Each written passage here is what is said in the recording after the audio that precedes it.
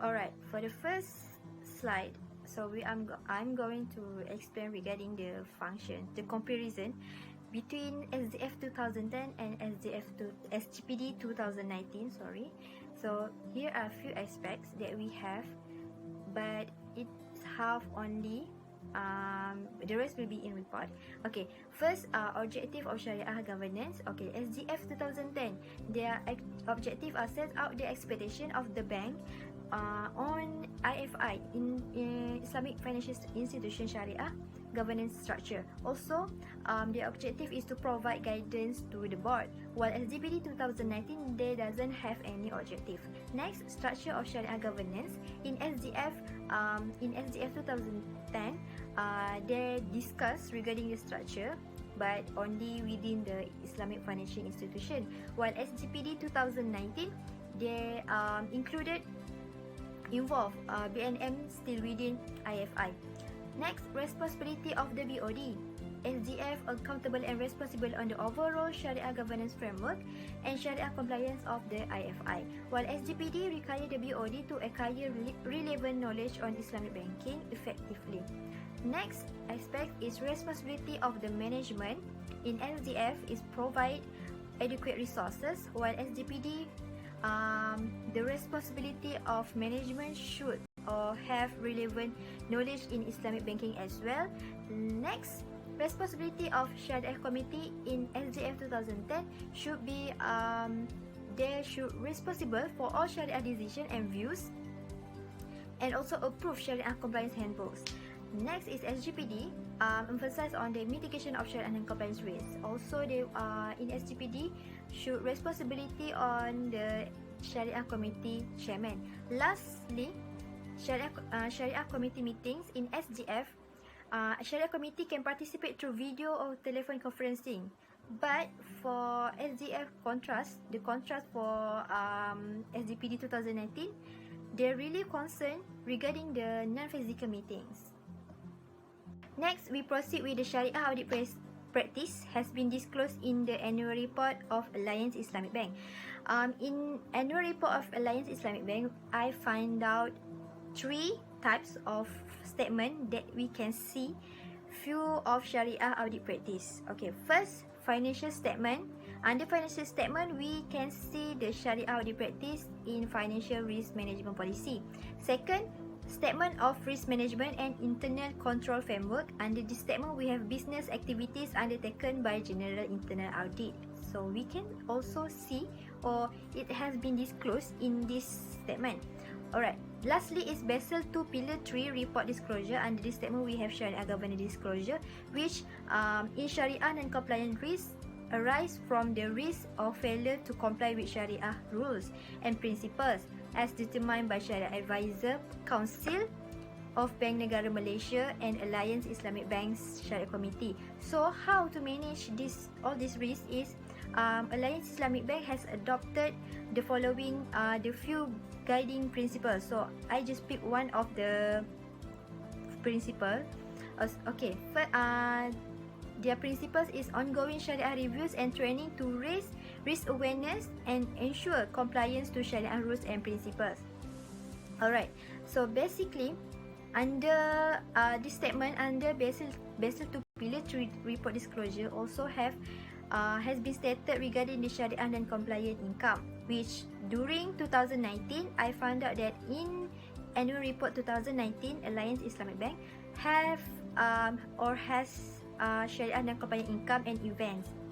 There was only one event, but they doesn't stated or mention any event, what the event is. While in annual report 2018, there have been 2 event, Sharia non-compliant event has been detected. So it difference. 2019 there's 1 then Sharia compliant event, and 2018 there will be. Alright, next is regarding the strategies and deliverables of value-based intermediation VBI of Alliance Islamic Bank. So Alliance Islamic Bank has organized EcoBiz Dream Project 3. Okay, this is the first program.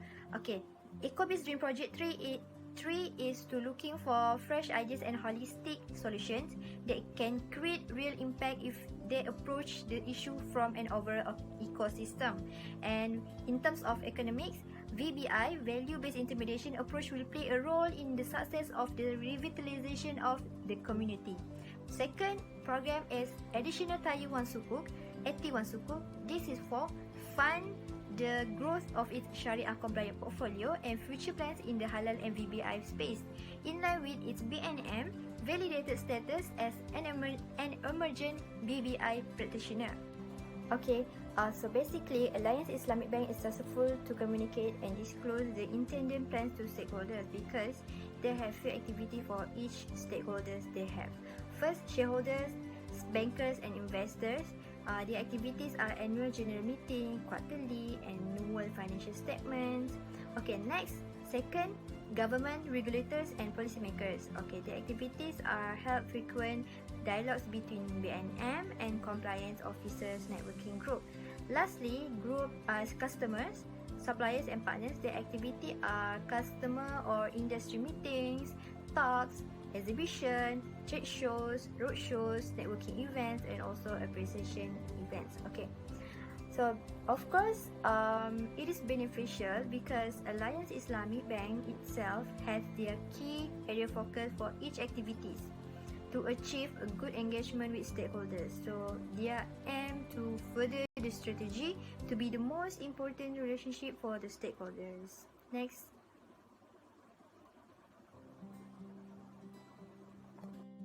Okay, based on the audit universe, there are 4 Sharia audit program, which is the first one is the audit scope on the financial statement. Okay, the test objective is to assess compliance with general Sharia requirements and to assess Sharia and to assess compliance with relevant rules and regulation in relation of financial statement. Okay, for the associate risk is Sharia non-compliance and the failure in complying to rules and regulation causing the financial statement to be materially misstated. And for the key control is the assess and solve the problem and the monitoring of the daily activities of the key risks. Okay, for the audit procedures, analyze the sources of the capitals and identify and analyze the risk, and then identify and analyze the investment, income and expenses, and then purification of income and zakat. Okay, for the second Sharia audit program is the audit scope on the Sharia compliance risk management. The test objective is to ensure Sharia compliance of its operational activities and the financial product. The associate risk is the Sharia compliance risk arise from the risk of failure to comply with Sharia rules and the principle as determined by the relevant Sharia Advisory Councils (SAC), and also the Sharia compliance issue in Islamic financing activities. Okay, for the key controls, the screening for the prohibited or riba, garar or non-permitted activities, and review Sharia non-compliant activities. Okay, for the audit procedures, identification and evaluation of risk and control the objective, and also control activities, information and communication, and lastly is monitoring the key activities. This is the wakalah diagram. First, the customer will inform the Islamic Bank of letter credit I. Second, the Islamic Bank may require the customer to place a deposit. Third, the Islamic Bank establish the letter of credit I and pays the proceeds to the negotiating bank. Fourth, the negotiating bank claim reimbursement from the Islamic Bank. Lastly, the Islamic Bank charge the customer fees and commission, and it's based on the wakalah principle. For the Sharia Audit Program 3, for the wakalah letter of credit I, the objective, we want to ensure that wakalah conduct of Islamic financial transaction is consistent with Sharia. For the risk, Sharia non-compliant risk expose some difficulty in doing business in the international market and delay in performing commodity trading. For the key control, Alliance Islamic Bank as a wakil or agent must understanding of its risk profile and ensure the availability of personnel with the appropriate knowledge and skill to offer wakalah. For the procedure order, for the audit procedure, we review the term and condition stipulated in the legal documentation and other documentation compliance with Shariah. Next, we will provide talk and training. Next, test the management process periodically to check whether the management policies and procedure are complied. Okay, this is the by Bitama diagram. I wish home finance CI. First, customer identify the property acquired. Second, Alliance Islamic Bank will purchase the property chosen by customer after determining their needs based on their financial status. Third, the property will be sold to customer by Alliance Islamic Bank at the price pre-agreed in I Wish Home Finance CI, which include bank purchase price and profit. Lastly, once complete, customer will allow to pay the selling price in monthly installment over a specific period of time. The Shariah Audit program for I Wish Home Finance CI. For the objective, we want to ensure BBA compliance with general Shariah requirement. For the risk, Shariah non-compliant risk, which they have improper income in their financial statement. For the audit procedure, we want to identify the relevant risk and that to achieve the objective. Next, we review all the BBA activities performance. Next, more effective communication leads to the customer and staff. Lastly, we will monitoring. Okay, next is the reporting and monitoring of Shariah audit findings in an Islamic bank, which is the Shariah audit reporting is an internal audit, a formal document whereby the internal audit summarizes the work on an audit assignment and the report findings and recommendation to the board committee and the management. Okay, we also could identify the stakeholder from this Alliance Islamic Bank, which is the stakeholder is the clients, business partners, and also the employee itself. Okay, next is the benefit the stakeholder get from the Shariah audit reports. The first one is the stakeholder interest will be in the safeguarding, enhancing the shareholder value, and also the stakeholders also will serve and provide with an understanding of the bank commitments.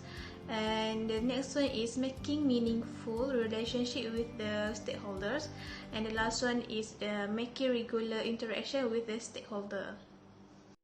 Okay, the next one is the important internal control system.